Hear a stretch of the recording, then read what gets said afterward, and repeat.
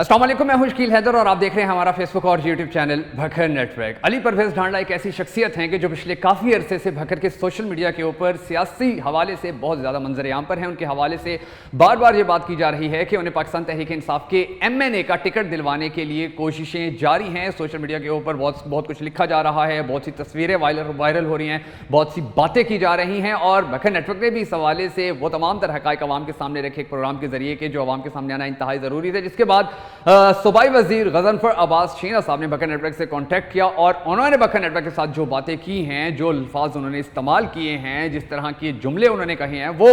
भखर की आवाम को मालूम होना इंतहाई ज़रूरी है। क्योंकि हमारे सियासतदानों के बारे में भखर के लोगों को पता होना चाहिए कि ये भखर की आवाम के मुस्तकबिल के लिए क्या कर रहे हैं, कौन से फैसले ले रहे हैं और उन फैसलों का आवाम की जिंदगियों के ऊपर कितना ज़्यादा असर पड़ेगा। सबसे पहले मैं आपको ये बताता हूँ कि सूबाई वज़ीर गज़नफ़र अब्बास शीना साहब ने भखर नेटवर्क से जब कॉन्टैक्ट किया तो उन्होंने ये कहा कि आपने जो प्रोग्राम किया है वो प्रोग्राम मैंने कई मरतबा देखा है। उस प्रोग्राम के सामने आने के बाद मुझे बहुत सी कॉल्स आ रही हैं, क्योंकि हमारे वहमो गुमान में भी नहीं था कि अली परवेज़ ढांडला को पाकिस्तान तहरीक इंसाफ के MNA का टिकट दिलवाया जाए या उनको इस हवाले से कैंडिडेट बनाया जाए। और आपने पाकिस्तान तहरीक इंसाफ के कारकुनान को बददिल करने की, उनको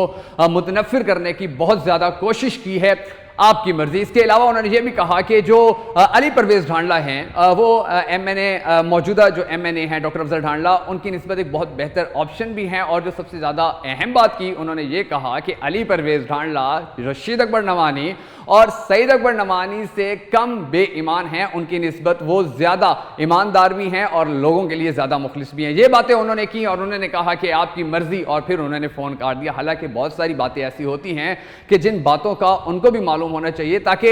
यहाँ के सियासतदानों और यहाँ की आवाम के अंदर जो गैप होता है वो गैप खत्म हो। आवाम की सबसे बड़ी प्रॉपर्टी यहाँ के सियासतदान होते हैं, क्योंकि सियासतदानों की जो शख्सियत होती है, उनकी जो सियासत होती है, उनका जो तर्ज जिंदगी होता है, वो सारा अवामी प्रॉपर्टी है, पब्लिक प्रॉपर्टी है। तो अब कुछ ऐसे हकाइक हैं कि जो सामने आना इसके बाद बड़ा ज़रूरी है, और जब तक वो सामने नहीं आएंगे तो आवाम को पता नहीं चल सकेगा कि असल में हो क्या रहा है और भखर की पाकिस्तान तहरीक इंसाफ की जो ज़बो-हाली है वो मज़ीद कितने गहरे कुएं में चली जाएगी। तो कुछ चीज़ें हैं जो आपके साथ और MPA गज़नफ़र अब्बास शीना जो सूबाई वज़ीर हैं उनके साथ, उनके सामने रखना बड़ा ज़रूरी है, उनको बताना बड़ा ज़रूरी है। जिनमें सबसे पहली बात जो है वो ये है कि ढांडला ख़ानदान एक ऐसा, उनके जो MNA थे डॉक्टर अफजल ढांडला, वो एक ऐसी शख्सियत हैं कि जिन्होंने उस वक्त में पाकिस्तान तहरीक इंसाफ का साथ छोड़ा। उस वक्त उन्होंने पाकिस्तान तहरीक इंसाफ से अपनी राहें जुदा कर ली थी। उस वक्त उन्होंने उनको अलविदा कह दिया था कि जब पाकिस्तान तहरीक इंसाफ को उनकी और उनके साथ दीगर MNAs की बहुत ज़्यादा ज़रूरत थी।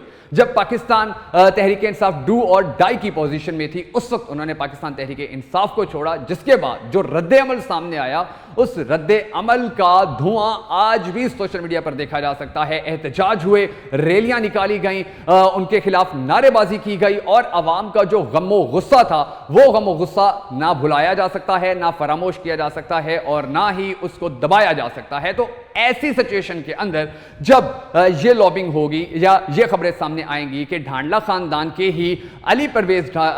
ढांडला को पाकिस्तान तहरीक इंसाफ के MNA का टिकट दिलवाने के लिए कोशिश की जा रही है, बात की जा रही है, तो यकीनी तौर पर जो अवाम का रद्द अमल है, और हमारे पिछले बहुत सारे इंटरव्यूज़ के दौरान, कई प्रोग्राम्स के दौरान पाकिस्तान तहरीक इंसाफ के कारकुनान ने, अहम रहनुमाओं ने, ओहदेदारान ने ये बातें की हैं। उन्होंने वाज़ेह तौर पर इस बात की तरफ इशारा किया कि अगर अब भी पाकिस्तान तहरीक इंसाफ ढांडला खानदान के किसी नौजवान को, किसी शख्सियत को या दोबारा डॉक्टर अफजल ढांडला को टिकट देते हैं तो हम कभी भी उनके साथ खड़े नहीं होंगे, उनको सपोर्ट नहीं करेंगे, उनको वोट नहीं करेंगे। तो ये एक ऐसी सिचुएशन है पाकिस्तान तहरीक इंसाफ के लिए कि जिसके अंदर पाकिस्तान तहरीक इंसाफ की यूथ को, उस यूथ को जो पाकिस्तान तहरीक इंसाफ की जीत का सबसे बड़ा मौजब होती है, उसको फैसला लेना होगा कि वो मुस्तकबिल में पाकिस्तान तहरीक इंसाफ को मजबूत देखना चाहते हैं या कमजोर देखना चाहते हैं। और उनके नजदीक पाकिस्तान तहरीक इंसाफ भखर का सबसे अच्छा उम्मीदवार कौन हो सकता है, जो कौन ऐसी शख्सियत है कि जो पाकिस्तान तहरीक इंसाफ के साथ मुस्तकबिल में वफा कर सके।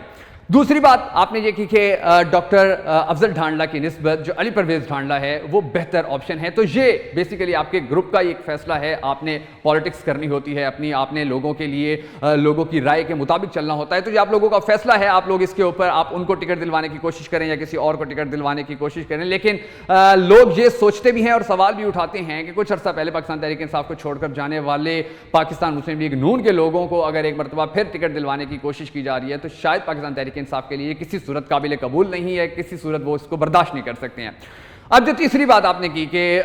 सईद अकबर नवानी और शेख रशीद अकबर नवानी की निस्बत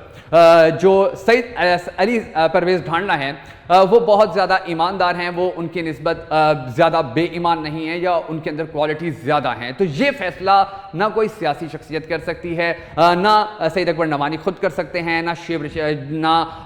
रशीद अकबर नवानी खुद कर सकते हैं, ना सईद अली परवेज़ ढांडला खुद कर सकते हैं। ये फैसला सूबाई वजारत रखने के बावजूद आप भी नहीं कर सकते हैं, क्योंकि ये फैसला करना होता है अवाम ने, और अवाम का फैसला आप अभी कमेंट बॉक्स में देखिएगा, क्योंकि अब अवाम बताएगी कि अवाम के नज़दीक सईद अकबर नवानी, रशीद अकबर नवानी ज़्यादा बेहतर ऑप्शन हैं या अली परवेज़ ढांडला ज़्यादा बेहतर ऑप्शन है। आपने अपने पसंदीदा उम्मीदवार का कमेंट बॉक्स के अंदर नाम ज़रूर लिखना है, ताकि सूबाई वज़ीर गज़नफ़र अब्बास चीना साहब और दीगर जितनी भी अहम शख्सियात हैं जो इस वक्त अली परवेज़ ढांडला साहब के लिए कोशिश कर रहे हैं, उनके सामने हक़ाइक़ जा सकें कि कौन कितना ज़्यादा फेमस है, कितना ज़्यादा पसंद किया जाता है, और कौन ऐसा है कि जिसको आवाम सेलेक्ट नहीं करेगी, जिसको आवाम रिजेक्ट कर देगी।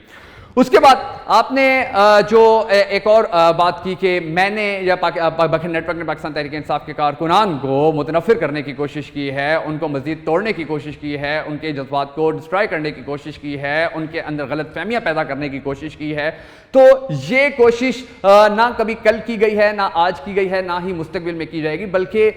ये अवाम के मुस्तकबिल के लिए एक ऐसा सवाल है कि जिसका उठाया जाना इंतहाई ज़रूरी है, क्योंकि बखर के अंदर इस वक्त पाकिस्तान तहरीक इंसाफ से प्यार करने वालों की तादाद सबसे ज्यादा है, और पाकिस्तान तहरीक इंसाफ के ही कारकुनान को, उनके ही सपोर्टर्स को, उनके ही वोटर्स को सबसे ज्यादा इख्तलाफात, उन्हें सबसे ज्यादा गिले शिकवे पाकिस्तान तहरीक इंसाफ के मौजूदा MNA और MPA से ही हैं। और इसका सबूत अगर आप देखना चाहें तो सोशल मीडिया के ऊपर देखें कि जो नजरियाती कारकुनान हैं, जो पाकिस्तान तहरीक इंसाफ के लिए कुर्बानियां देते रहे हैं, शेलिंग बर्दाश्त करते रहे हैं, जेलों में गए हैं, थानों में गए हैं, वो किस तरह की लैंग्वेज, किस तरह के अल्फाज आप लोगों के लिए इस्तेमाल कर रहे हैं और कितनी सख्त नाराजगी का वो इजहार कर रहे हैं। पाकिस्तान तहरीक इंसाफ बखर के अंदर मजबूत हो या कमजोर हो, ये यहाँ के कारकुनान का फैसला है, यहाँ के MNA और MPAs का फैसला है, लेकिन इसका हरगिज मतलब ये नहीं है कि यहाँ के जो MNAs हैं, जो यहाँ के लोगों के वोट के जरिए सामने आते हैं, सपोर्ट के जरिए सामने आते हैं, वो यहाँ की आवाम के मुस्तकबिल का, सियासी मुस्तकबिल का कोई भी फैसला कर लें और आवाम उसको एक्सेप्ट कर ले।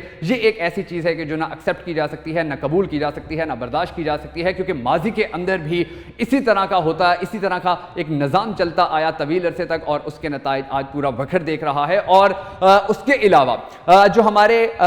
MNA हैं, जो हमारे MPAs होते हैं, या किसी को अगर सूबाई वजारत मिल जाती है तो वो यहाँ के अवाम के वोटों की ताकत के बगैर मुमकिन नहीं है, वो यहाँ के अवाम की मर्जी के बगैर मुमकिन नहीं है। और अगर कोई सियासतदान यहाँ की आवाम की मर्जी के खिलाफ फैसले लेना शुरू कर देगा और मीडिया उसको सामने लाएगा, तो यकीनी तौर पर ये ना सिर्फ उस शहर के लोगों के लिए एक बहुत बड़ी नेमत से कम नहीं है, बल्कि उन लोगों को ये एहसास दिलवाना भी यकीनी तौर पर एक बहुत बड़ी नेकी है कि आपके साथ आपके सियासतदान क्या कर रहे हैं और मुस्तकबिल में आपके साथ क्या होगा। और इसी चीज़ को देखते हुए जब आवाम फैसला करेगी तो यकीनी तौर पर पाकिस्तान बखर के मसाइल भी ख़त्म होंगे, बखर के लोगों को पता भी चलेगा कि उन्होंने किसको सपोर्ट करना है, किसको वोट करना है, और बखर के लोगों को, पाकिस्तान तहरीक इंसाफ को हकाइक जानने में आसानी भी होगी कि यहाँ पर कौन किसके लिए कौन सी लॉबिंग कर रहा है और कौन सी लॉबिंग आवाम को पसंद आएगी, कौन सी लॉबिंग को आवाम रिजेक्ट कर देगी।